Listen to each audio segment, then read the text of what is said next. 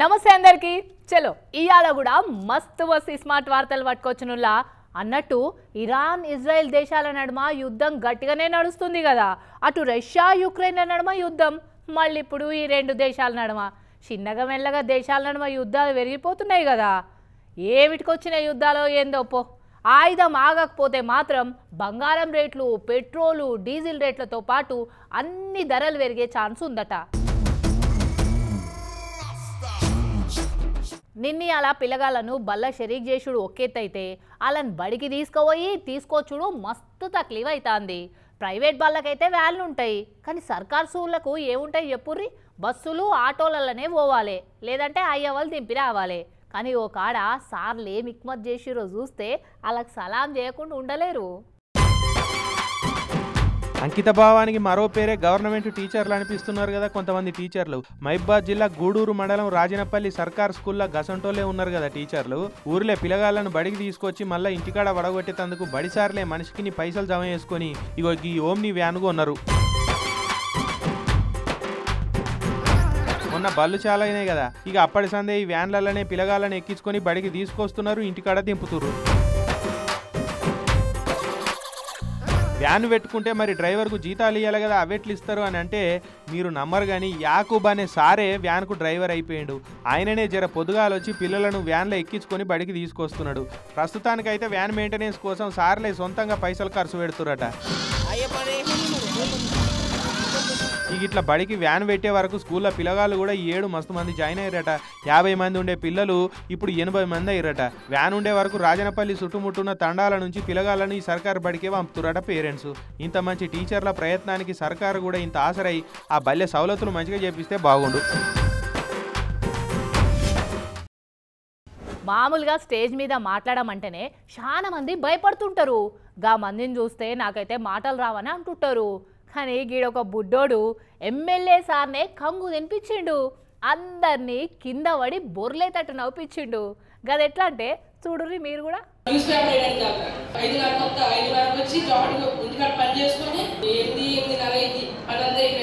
ఎన్టీఆర్ జిల్లా మైలవరం నియోజకవర్గంలో 10th క్లాస్లో మంచి మార్కులు వచ్చిన వాళ్ళకు షైనింగ్ స్టార్ల పేరుతోటి సన్మాన కార్యం పెట్టిండు ఎమ్మెల్యే వసంత కృష్ణ ప్రసాద్ సారు. ఇక కుదప మండలం సర్కార్ స్కూల్లో చదివి 406 మార్కులు తెచ్చుకున్న ఈ దుర్గా ప్రసాద్ అనే తమ్ముడు మాట్లాడతానిగా స్టేజ్ మీదకు వచ్చిండు.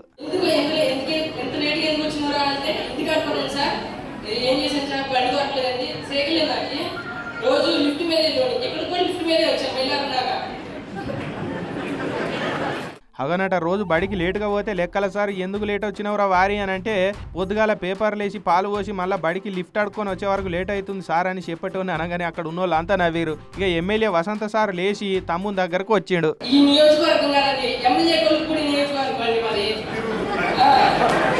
మాది ఈ నియోజకవర్గం కాదు సార్, గొల్లపూడి నియోజకవర్గం అనే వరకు వసంత సార్కు నవ్వాగలేదు. పిల్లగాడు గలగల చెప్తుండే వరకు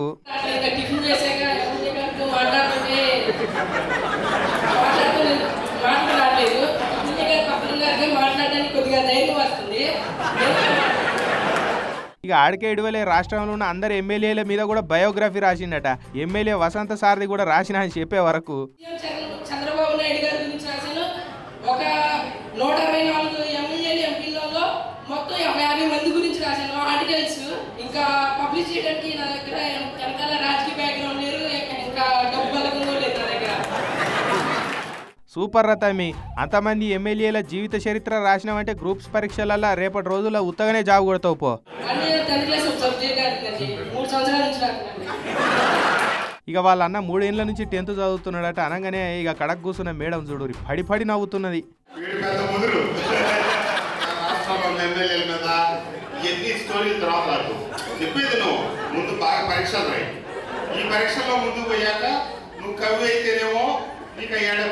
ఇక మొత్తానికి సార్ ఇట్లా ఇతబోధ చేసిండు. అటెంక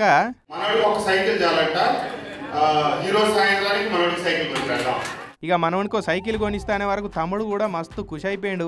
అట్లనే నాకు సీఎంను కలిపియమని అడిగే వరకు అరే నువ్వు మామూలుని కాదు అయ్యా అని సార్తో పాటుగా ఆడున్న వాళ్ళంతా కిల్ల నవ్విరు. ఈ నడుమ హోటళ్లకు చాలా వెరైటీ పేర్లు పెడతాన్రులా. గిరాకీని గుంజాలంటే చాయ్ కమ్మగా ఉంటే సరిపోతలేదు, పేర్లు వెరైటీ ఉంటేనే అచ్చి టేస్ట్ చేసి పోతాన్రు. గట్లనే రాజస్థాన్ రాష్ట్రంలో ఒక ఆయన చాలా వెరైటీ పేరు పెట్టిండు హోటల్కు. ఏం పేరు ఎరకనేనా? 498A టీకే ఫట. ఏంది ఈ నంబర్ ఎక్కడనో ఇన్నట్టు అనిపిస్తుందిలే. అవు వరకట్నం గృహహింస వేధింపుల చట్టం నంబరే అది. అగ్గో గా పేరు పెట్టుడేంది హోటల్కు? ఎందుకట్లా అంటే గా పేరెన్క పెద్ద రీజనే ఉంది. మరి చూడు ఏందో. ఇగో ఇదే ఆ హోటల్ పేరు చూడు రూపాయి ఏముందో దీని మీద. 498A tea cafe. ఈ టీలకు పైన ఏం రాసిందో చూడురు. ఇంకా స్పెషల్ టీ బై 498 బాబానట. ఇక ఇప్పుడు హోటల్ పెట్టినారని మంచిగా చూడాలి. గుడ్డేలుగు పెరిగినట్టు పెద్దగా పెరిగిన గడ్డం, చేతులకు వీరపాండ్య కట్ట ప్రమాణకేసినట్టు ఇనుప గొలుసుల బేడీలు. టీ షర్ట్ మీద కూడా హోటల్ పేరే ఉంది. ఇంతకు ఏంది ఇదంతా? ఈ గెటప్ ఏంది, ఈ పేరేంది, ఈ సెటప్ ఏంది అని అంటే ఈయన పేరు కృష్ణకుమార్ తాకడనట. వరకట్నం గృహహింసా చట్టం సెక్షన్ కింద కేసు పెట్టిందంటే ఈయన మీద వీళ్ళ ఇంటామే. నా మీద తప్పుడు కేసు పెట్టి 3 ఏళ్ల సంది నాకు నరకం చూపెడుతున్నది నా పెళ్ళామని ఆమె మీద ఆమె పెట్టిన కేసుల మీద నిరసనలు తెలిపేందుకే ఈ 498 ఛాయ్ దుకాణం పెట్టిండట. రాజస్థాన్ రాష్ట్రం అంటాపట్నంలో ఉన్న అత్తగారింటి దగ్గరనే. ఇక డబ్బా మీద చూడుర్రి, జబ్ తక్ నహీ మిలేగా న్యాయ్ తబ్ తక్ ఉబల్తీ రహేగా ఛాయ్ అట. అంటే నాకు న్యాయం దొరికేదాకా ఛాయ్ మరుగుతూనే ఉంటది అని అర్థం అన్నట్టు. ఇక అట్లనే సెక్షన్ 125 కింద కూడా కేసు పెట్టిందట. అంటే విడాకులు తీసుకున్నాక బతికేందుకు భరణం కూడా కావాలని ఉంటది కదా ఒకటి, అది కూడా రాపించింది హోటల్ మీద. పెళ్ళప్పుడు పెట్టుకున్న టోపీ వరమాలను కూడా పట్టుకొచ్చి కట్టింది టేలకు. 2018లో రాజస్థాన్ రాష్ట్రం అంటాపట్నం నుండి మీనాక్షి మాలవ్ అనే ఆమెతోటి పెళ్ళయిందట. మధ్యప్రదేశ్ నుండి ఈ కృష్ణకుమార్కు ఈ 2-3 ఏళ్ళు మంచిగానే కలిసిమెలిసి ఉండి తేనె వ్యాపారం కూడా చేసిరట ఇద్దరు కూడి. అప్పటి మధ్యప్రదేశ్ సీఎం శివరాజ్ సింగ్ చౌహాన్ సార్ కూడా వీళ్ళ భార్య పేరున పెట్టిన తేనె బిజినెస్ డెవలప్మెంట్ చూసి మహిళా సాధికారకతకు సింబల్ అంటే ఇదే అని మెచ్చుకున్నట.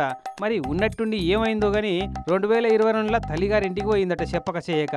ఇక అట్లా పోయిన ఆమె 2-3 నెలలు కాగానే ఈయన మీద కేసులు పెట్టిందట. ఇక అదివరసంది ఆ కేసుల వాయిదాలలో హాజరైనప్పుడల్లా వాయిదాలు పడితేనే ఉన్నాయట.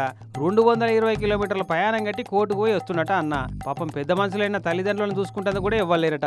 ఇట్లా నాకు జరిగిన అన్యాయం మళ్ళీ ఎవ్వరికి జరగొద్దు, నా మీద పెట్టిన తప్పుడు కేసులు ఎత్తేయాలని ఇట్లా వరకట్నం చట్టం సెక్షన్ నెంబర్నే హోటల్ పేరు లెక్క పెట్టుకున్నా అన్న. ఈ ముచ్చట సోషల్ మీడియాలను షేక్ చేస్తుంది. ఇప్పుడు అన్నకు రోజుకు మద్దతు పెరుగుతా ఉంది. ముఖ్యంగా 498 సెక్షన్ కేసు బాధితులైతే మస్తు హిమ్మతిస్తున్నారట. ఈ పేరు మీద ఛాయ్ హోటళ్ల బ్రాంచులు కూడా అంతటా పెట్టి అవేర్నెస్ చేయాలి, బాధిత భర్తలకు న్యాయం జరగాలని కోరుకుంటున్నారు. మరి ఈ కృష్ణకుమార్ అన్నకు కోర్టోళ్ళు ఎసంటి న్యాయం చేస్తారో, ఈ ఛాయ్ మసలుడు ఎన్నడ ఆగిపోతుందో చూడాలి. తీసుకున్న అప్పు టైంకి మళ్ళా వాపస్ కట్టకుంటే ప్రైవేట్ ఫైనాన్స్ వాళ్ళు మిత్తిల బెరగాళ్ళైతే ఇజ్జత్ తీసి కుప్ప పెడతారు. పరువును సోషల్ మీడియాలకు ఎక్కిస్తారు, ఫోన్లు చేసి సతాయిస్తుంటారు, ఇంటి ముంగట్టుకొచ్చి ఇల్లువ లేకుండా చేస్తారు. కానీ బ్యాంక్ వాళ్ళు గట్ల చేస్తారా చెప్పుర్రి? వాళ్ళు జరంతా సాఫ్ట్గా ప్రొఫెషనల్గా లోన్లు వసూలు చేస్తుంటారు. కానీ ఈ బ్యాంకు సారు అందరి లెక్క సాఫ్ట్ క్యారెక్టర్ కానట్టుండు. ఫైనాన్సర్లు వడ్డీ వ్యాపారులకే మొండి బకాయిలు వసూళ్ల పాఠాలు నేర్పించే రకమోడే అనిపిస్తుంది చూస్తుంటే. వామ్మో, ఇవేం కీకలు, ఇవేం బొబ్బలరా అయ్యా. రెజ్లింగ్ ఫైటింగ్లకు దిగుతున్నావా, బాక్సింగ్ పోటీలకు బరిలకు దిగుతున్నావా? గొంతు చినిగిపోతుందా అన్నట్టు ఆ రుడేంద్ర నాయన. ఓరి నాయను, బీపీ మీటర్ వలిగేటంత బీపీ పెంచుకుంటుండు కదా సారు. ఇంతకు ఎవలిగినా ఈ లొల్లేంది అని అంటే యూపీ రాష్ట్రం గోండా జిల్లాలో ఉన్న కల్లల్గంజ్ అనే ఊరిది. బ్యాంకుల తాను అప్పు తీసుకున్నట ఈ రైతు. ఇక ఆయన పద్ధతి ప్రకారం కట్టవలసిన వాయిదాలు కడతలేడట.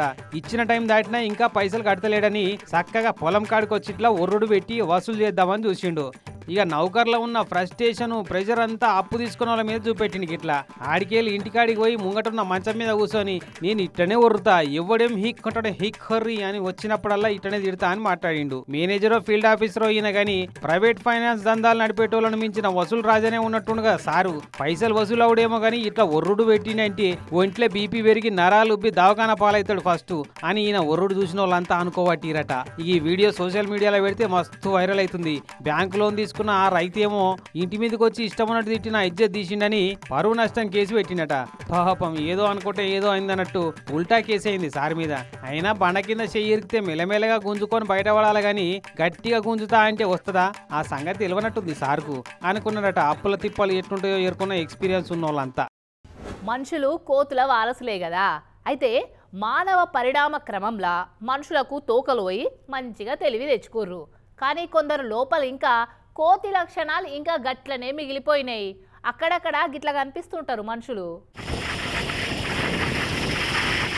ఆహా, ఫాస్ట్ అండ్ ఫ్యూరియస్లో విన్ డీజిల్ అనుకుంటున్నాడా ఎట్లా ట్రాక్టర్ మీద వండుకొని హైవే మీద డ్రైవింగ్ చేస్తున్నాడు కదా సిపాయి. అరే ట్రాక్టర్ను రేస్ కార్ అనుకుంటున్నావా ఎట్లా? హైవే రోడ్డును రేసింగ్ ట్రాక్ చేసేసిండు, ట్రాక్టర్ను రేస్ కార్ చేసేసిండు. పో F1 రేస్కి ఇండియా నుంచి మోతెవరిని పంపితే కప్పుకొట్టుడు గ్యారంటీ. ఎందుకు తమ్మి ట్రాక్టర్ తోటి స్టంట్లు చేస్తున్నావు? ఏం కొద్దిగా ఏటమడం వచ్చినా బండికే కాదు బాడీకి కూడా డెంట్లు పడతాయి, గుండెల్లో స్టంట్లు పడతాయి, కాళ్ళల్లో రాడ్లు పడతాయి. టక్కరై పుసుక్కున బతుకుతే బాడీ అంతా ఇనుప సామాన్ల దుకాణం అవుతుంది. ఏమన్నా తెలుసా నీకు?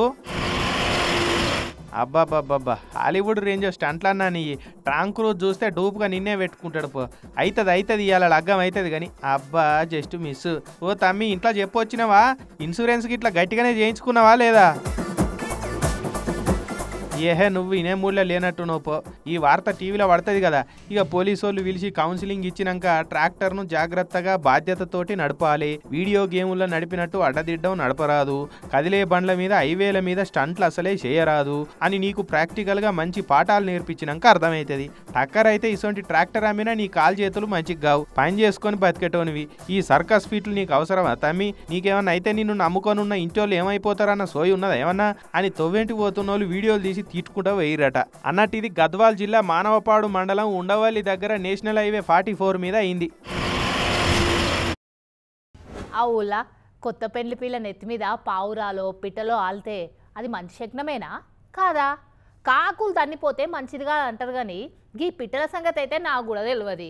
ఇంతకిట్లా ఎందుకు అడుగుతున్నానంటే గా రాజస్థాన్ రాష్ట్రంలో మొన్న 3 రోజుల కిందట పెళ్ళైన ఓ పిల్ల నెత్తి మీద పావురం వచ్చి ఆలిందట. గిట్లా మొన్న రాజస్థాన్ రాష్ట్రంలో ఈ కొత్త పెళ్లి జంటకు చిత్రమైన ఎక్స్పీరియన్సే ఇచ్చింది ఒక పావురం. ఇగో చూసిరా ఈ పావురం ఎట్లొచ్చి ఆలిందో ఆ పిల్ల నెత్తి మీద. అప్పుడే పెళ్లి కార్యం పూర్తయిందట. ఇక పెళ్ళైనాక బియ్యాలు పోసుడు ఒప్పగింతలు అసంటి పెళ్లి తర్వాత జరిగే తంతు ఉంటది కదా, అది చురువైంది. పిల్ల తండ్రి తాంబాలంలో ఏదో పట్టుకొచ్చి పిల్లకి అప్ప చెప్పుదామని చూస్తుండగానే ఏడంగానో వచ్చి నెత్తి మీద ఆలింది పావురం. ఇక చూసి ఆడున్నోళ్ళంతా నవ్వుకుంటా ఫోటోలు వీడియోలు తీసిరు దబ్బ. పెద్ద లెవెల్లో దీవెనార్తులు ఇస్తందుకే ఇట్లా పావురం రూపంలో వచ్చిరు కావచ్చు. ఇంతమంది జనాలున్నా జంకు లేకుండా వచ్చిందంటే అంతే అయి ఉంటది. అది కూడా పిల్ల నెత్తి మీద ఆలిందంటే పిల్ల తరపు పెద్దలే అయి ఉంటారు అని సంబరపడ్డరు వచ్చిన చుట్టపోలంతా. ఇటు పిల్లగాడు కూడా మస్తు సంబరపడ్డారు అనుకోకుండా జరిగిన ఈ చిత్రం చూసి. వీడియోను సోషల్ మీడియాలో పెడితే పెద్దలే పక్షి రూపంలో వచ్చిరు కావచ్చు అని కొందరు అంటుంటే అసలే బర్డ్ ఫ్లూ నడుస్తుంది బయట పైలం మరి అని ఇంకొందరు కామెంట్లు పెడుతున్నారు. కాలం చేసిన పిల్లల మీద ప్రేమ ఉన్న పెద్దోళ్ళ ఆత్మలు కాకులు పావురాలు పిట్టలసింటి వాటి రూపంలో వచ్చి ఇట్లా దీవనార్తులు ఇస్తాయంటారు. మరి ఈ పావురంలో ఏ ఆత్మ వచ్చిందో గానీ అట్లా అనుకుంటే పోయేదేముంటది కదా. దునియంతా ఏఐ అనుకుంటా ముంగడు పోతుంటే మన దేశంలో మాత్రం ఇంకా కులాల పంచాయతీ పెట్టుకొని వెనక పోతున్నట్టే అనిపిస్తుందిలా. ఈ ఒడిశాల ముచ్చట చూస్తే దారుణం అనిపిస్తుంది. గింత హైటెక్ జమానాల కూడా మధ్యయుగం నాటి అరాచకాలు ఇంకా పాటిస్తున్నారు అనిపిస్తుంది. ఒడిశాల దారుణం అయింది. ఒక ఎస్సీ అమ్మాయి ఎస్టీ పిల్లగాన్ని పెళ్లి చేసుకున్నదని ఊరు నుంచి వెలేసిరు కుల పెద్దలు. ఆ ఊరి బహిష్కరణ వద్దనుకుంటే ఆ పిల్ల ఇంటి పేరున్నోళ్ళంతా గుండు కొట్టుకోవాలని తీర్పిచ్చిరు మహారాజులు. కుల పెద్దలు చెప్పిన తీర్పును కాదని కట్టుబాటు తప్పితే కులంలో ఉండనియరన్న భయానికి పిల్ల తరపు ఇంటోళ్ళు వాళ్ళ పాలోళ్ళు మొత్తం 40 మంది గుండు కొట్టుకున్నారు. ఆడికే ఒడవలే ఎస్టీల పిల్లగాని పెళ్లి చేసుకున్నందుకు మన కులానికి మైల పడ్డది, దేవుళ్ళు కోపం చేస్తాయి. ఆ మైల పోవాలంటే గ్రామ దేవతలకు యాటలు కోళ్లు కోసి బలి ఇయ్యాలని దేవుళ్ళ కాడ యాటలు కోపించిరట. ఇప్పటి సంద ఆ పిల్లకు మన కులానికి ఎటువంటి సంబంధం లేదని ఆమె జీవిడిచిందని మీరంతా ఆమెకు పెద్ద కర్మ చేయాలని తీర్పిస్తే బిడ్డకు పెద్ద కర్మ చేసిరు పిల్ల తల్లిదండ్రులు. చందమామ మీదకు పోయి ఆడ పంటలెట్లా వండియాలన్న ఆలోచనల దునియా ముంగడి పోతుంటే ఆడిపిల్ల మీద కుల పరువులను పెట్టి కులానికి పాడగట్టిందని ఏడుస్తున్నారు కుల బాంధవులు. ఏదన్నా బీమారు ఉన్నోళ్ళకు మందులు మాకులు ఇచ్చి నయం చేయొచ్చు కానీ ఈ కులం బీమారి సోకిన వాళ్ళకి ఏం మందులు ఇచ్చి నయం చేయవశమవుతుంది కాదా? దేని ఇలువైనా సరే అది లేనోళ్ళకే బాగా ఎరుకుంటుంది. గది పైసలైనా బంగారమైనా ఇంకోటైనా మరొకటైనా. గట్లనే చదువు ఇల్లువేందో అది రానోళ్ళకే తెలుస్తుంది. బస్సు బోర్డు మీద పేరు చదవలేనప్పుడు, బ్యాంకులకు పోయి ఫారం నింపవలసి వచ్చినప్పుడు, ఫోన్లలో మెసేజ్లు చదవవలసి వచ్చినప్పుడు ఓగో ఇట్లా చెప్పుకుంటూ పోతే చాలానే ఉంటాయి. కానీ ఇప్పుడు అంత అయిపోయినాక బాధపడితే ఏం లాభమని అప్పట్లో చదువుకోలేని వాళ్ళంతా గిట్లా బాధపడుతుంటారు. అగ్గో గట్ల బాధపడే అక్కర లేకుండా గీ ఉపాయం చేసిర్రు కామారెడ్డి జిల్లాల. మామూలుగా అక్షరాభ్యాసాలు అంటే బల్లె చేర్పించే ముంగట సంటి పిల్లగాళ్ళకు చేపిస్తుంటారు. ఎండాకాలం సెలవులు వచ్చినాయంటే సంటోళ్ళకు అక్షరాభ్యాసాలు చేపిస్తందుకు బాసరాసుంటి సరస్వతి అమ్మవార్ల గుడులకు బారులు తీరుతారు జనాలు. ఇక మీరు కూడా మీ పిల్లలకు అక్షరాభ్యాసాలు చేపించే ఉండొచ్చు. అయితే కానీ ఈ సీన్ చూడు రోపారి. ఇక చూస్తున్నారా పలకలు బల్పాలు పట్టుకొని ఎట్లా ఆలుదిద్దుతున్నారో ఈ పెద్దమ్మలు పెద్దక్కలంతా. నడీడు వయసున్న వాళ్ళ కాడికి వెళ్ళి అమ్మమ్మలు తాతమ్మల దాకా చిన్నప్పుడు చదువు నేర్చుకున్న వాళ్ళంతా ఇప్పుడు పలకలు బల్పాలు పట్టి ఓనవాళ్ళు దిద్దుతున్నారు గిట్లా. రోజుని ఇదెక్కడిచ్చంతరం అనిపిస్తుందిలే. మనిషి నిత్య విద్యార్థి అన్న మాట నిజం చేసి చూపెడుతున్నారు ఈ నారీమణులంతా. కామారెడ్డి జిల్లా గాంధారి మండలం పోతంగల్ కుర్దు అనే ఊళ్ళి అమ్మకు అక్షరాభ్యాసం పేరు మీద కొత్త ప్రోగ్రాం షురూ చేసిరు అక్కడి అధికారులు.